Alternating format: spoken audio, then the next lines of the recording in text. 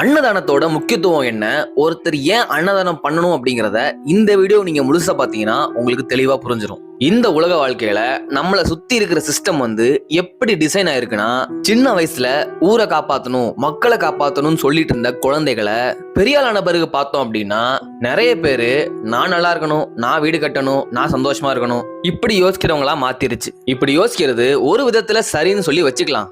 ஆனா அதை விட மத்த உயிர்களும் நல்லா இருக்கணும் அப்படிங்கிற எண்ணம் அதிக அளவுல மக்கள் மனசுல மறுபடியும் கொண்டு வர வேண்டி இருக்கு. அன்னதானம் பண்றது மூலியமா இந்த கருணை உள்ளம் ஒருத்தருக்கு வருமானு கேட்டீங்கன்னா உறுதியா வரும். எப்படின்னு சொல்லி கேளுங்க. உண்டி கொடுத்தோர் உயிர் கொடுத்தோரே அப்படின்னு சொல்றாங்க. இந்த உலகத்துல ஒருத்தர் எது இல்லாட்டியும் உயிர் வாழ முடியும், ஆனா உணவு இல்லைன்னா உயிர் வாழ முடியாது. அப்போ எல்லா உயிர்களுக்குமே வாழ்வதற்கான அடிப்படை தேவையா இருக்கிறது உணவு. அப்ப நீங்க பசிச்சவங்களுக்கு உணவு கொடுக்கும்போது வெறும் உணவு கொடுக்கல, நீங்க அவங்களுக்கு உயிர் கொடுக்குறீங்க. ஒரு மனித உயிரோட வேல்யூ என்னன்னு சொல்லி யோசிச்சு பாருங்க. விலை மதிப்பு இல்லாதது. எவ்வளவு கோடி கொடுத்தாலும் மனித உயிருக்கு ஈடாகுமா? ஈடாகாது. ஆனா உங்களால அந்த உயிரை காப்பாற்ற முடியும். அப்போ இயற்கை அன்னை ஒரு உயிரை காப்பாத்துறதுக்கு பண்ண வேண்டிய வேலைய நீங்க பண்றீங்க அப்படின்னா என்ன நடக்கும்? Newton's third law, for every action there is equal and opposite reaction. நம்ம எதை பண்றோமோ அதுதான் நம்மள திரும்ப தேடி வரும். மற்ற உயிர்களை காப்பாத்துறதுக்கு நம்ம முன்னாடி போய் நிக்கிறோம் அப்படின்னா நம்மளை காப்பாத்துறதுக்கு இந்த பிரபஞ்ச சக்தி முன்னாடி நிக்கும். அன்னதானத்தோட முக்கியத்துவம் பற்றி பல சித்தர்கள் பேசியிருக்காங்க. பசித்தோர் முகம் பார், பரம்பொருள் அருள் கிட்டும் சொன்னது வள்ளலார். தனி ஒருவனுக்கு உணவு இல்லையேல் இந்த ஜகத்தினை அழித்திடுவோம் சொன்னது பாரதியார். அற்றார் அழிப்பசி தீர்த்தல் அத்தொருவன் பெற்றான் பொருள்வை புழி சொன்னது திருவள்ளுவர். எது கொடுத்தாலும் ஒருத்தர் போதும்னு சொல்லவே மாட்டாங்க. போதும்னு சொல்ற ஒரே இடம் உணவு.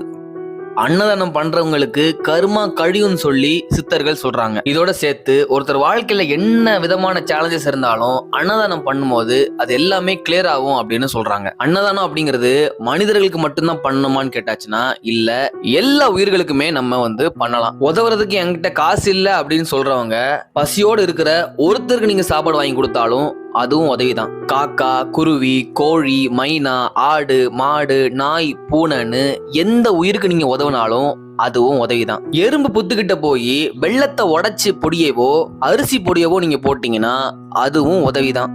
அன்னதானம் பண்ணுவதற்கு உணவு நம்ம செய்யும் போது அது எந்த மனநிலையில நம்ம பண்றோம் அப்படிங்கறதும் ரொம்பவே முக்கியம். நல்ல எண்ணங்களோட உணவை நம்ம தயாரிச்சு அதை அந்த உயிர்களுக்கு கொடுக்கும்போது இதுவும் அந்த உயிர்களுக்குள்ள நல்ல மாற்றத்தை உருவாக்கும். எல்லா உயிர்களும் ஒண்ணு அப்படின்னு சொல்லி பாக்குற மனநிலை நம்மளுக்கு இருக்கணும். நாடு, சமயம், ஜாதி இதெல்லாம் தாண்டி எல்லாருக்குள்ளயும் ஒரு பிரபஞ்ச பேரருள் இருக்குதுன்னு சொல்லி நம்ம பார்க்கணும். அன்னதானம் பண்ணும்போது ஜட்ஜிங் மைண்ட் செட்ல ஒருத்தர் இருக்கவே கூடாது. ஃபார் எக்ஸாம்பிள், ஒருத்தர் வெளி தோட்டத்துல நல்ல ட்ரெஸ் போட்டிருக்காரு, நல்லா தானே ட்ரெஸ் போட்டிருக்காரு, இவருக்கு சாப்பாடு கொடுக்கணுமா அப்படின்னு சொல்லி நம்ம மூளை யோசிக்கும். கேட்டாங்கன்னா சாப்பாடு அவங்களுக்கு கொடுக்கணும். அவருக்கு மனதளவுல முன்னேற்றம் தேவைப்படலாம், இல்லைன்னா யாராச்சும் அவங்களுக்கு உதவி பண்ணி புது ட்ரெஸ் வாங்கி கொடுத்துருக்கலாம். சோ நமக்கு என்ன நடந்திருக்கும்னு சொல்லி தெரியாது. சோ ஜட்ஜே பண்ணாம வெளி தோற்றத்தை பார்க்காம அன்னதானம் பண்ணணும். ஒருத்தங்க மதுவுக்கு அடிமையாகி குடிச்சிட்டு படுத்து கிடக்காங்கன்னு வச்சுக்கலாம். நம்ம மூளை எப்படி யோசிக்கும்னா, குடிக்கிறதுக்கு தான் காசு இருக்குல்ல, நம்ம எதுக்கு அன்னதானம் பண்ணணும், இந்த மாதிரி யோசிக்கும். இதுல நம்ம புரிஞ்சுக்க வேண்டியது ஒருத்தரோட செய்கை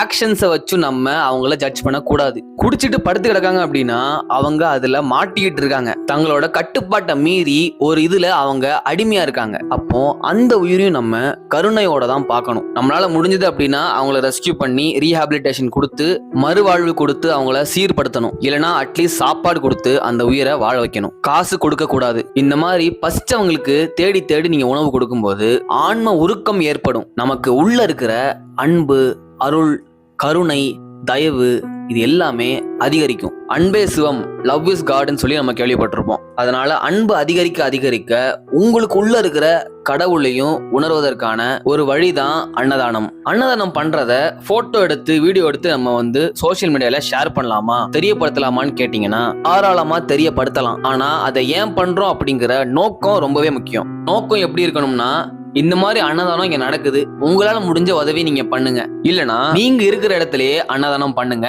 மற்ற உயிர்களை காப்பாத்துங்க. இப்படி கருணை உள்ளத்தை, தயவு உள்ளத்தை எல்லா உயிர்களுக்குள்ளேயும் கொண்டு வரணும்னு சொல்லி நம்ம பண்றோம் அப்படின்னா ப்ரொமோஷன் தாராளமா பண்ணலாம். அன்னதானம் கொடுக்கற மாதிரி போட்டோஸ், வீடியோஸ் எடுக்கலாம். அன்னதானம் கொடுக்கும் போதும் சரி, போட்டோஸ் எடுக்கும் போதும் சரி, வீடியோஸ் எடுக்கும் போதும் சரி, ஒருத்தர் மனசுல ஞாபகத்துல வச்சுக்க வேண்டிய விஷயம் ரொம்பவே முக்கியமான விஷயம் என்னன்னா, எதையும் எதிர்பார்த்து அன்னதானம் பண்ணக்கூடாது. ஏன்னா எதிர்பார்க்க ஆரம்பிச்சிட்டோம் அப்படின்னா அங்க மூளை செயல்பட ஆரம்பிச்சிருது, கருணைங்கிறது கம்மியாக ஆரம்பிச்சிடும். இன்னொரு ரொம்பவே முக்கியமான விஷயம், அன்னதானம் பண்ணும்போது நான் தான் இந்த அன்னதானத்தை பண்றேன்னு சொல்லி எப்பவும் நினைக்கவே கூடாது. அன்னதானம் பண்ணும்போது நான் எதுவும் பண்ணல, என்னை மீறின ஒரு சக்தி, பிரபஞ்ச பேராற்றல் தான் இத பண்றதுக்கு உதவுது அப்படிங்கிற மனநிலையோட பண்ணணும். இப்போ அன்னதானத்தை பத்தி உங்களுக்குள்ள ஒரு தெளிவு கிடைச்சிருக்கும்னு சொல்லி நான் நம்புறேன். இந்த கருணை உள்ளத்தை மாணவர்கள் மத்தியிலும் மக்கள் மத்தியிலும் மறுபடியும் வளர்ப்பதற்கான முயற்சியா பல்லுயிர் ஃபவுண்டேஷன், ஜேசிய திருநெல்வேலி ட்ரெண்ட் செட்டர்ஸ் போன்ற அமைப்பு மற்றும் நிறைய நல்ல உள்ளங்களின் உதவியோடு மாதத்துல எல்லா சாட்டர்டே அண்ட் சண்டேயும் திருநெல்வேலி புது பஸ் ஸ்டாண்ட் பகுதிகளில் தேவை உடையோரை தேடி உணவு வழங்கப்பட்டு இருக்கு. ஒவ்வொரு வாரமும் புது புது வாலண்டியர்ஸ், புது புது நபர்களை வச்சு இதை பண்ணணும் அப்படிங்கறது தான் நோக்கம். இதன் மூலியமா அன்னதானம் பண்ற வாலண்டியர்ஸ்க்கு உள்ள கருணை உள்ளம் தூண்டப்படும், விதைக்கப்படும் அப்படிங்கிற நம்பிக்கையில ஃபீட் த நீடி ப்ராஜெக்ட் செயல்பட்டு இருக்கு. இதை கேட்கறவங்க உங்க ஏரியால அன்னதானம் பண்றதுக்கான சூழ்நிலை இருந்துச்சு, பசி உள்ளவங்க இருக்காங்க அப்படின்னா முடிஞ்ச அளவுக்கு நீங்க பண்ணுங்க. ஃபீட் த நீடி ப்ராஜெக்ட்டுக்கு வாலண்டியர்ஸா உதவணும்னு சொல்லி நினைக்கிறவங்க தாராளமாக உதவலாம். கருணை உள்ளம் விதைப்போம், எல்லா உயிரும் இன்புற்று வாழ்க. நன்றி, வணக்கம்.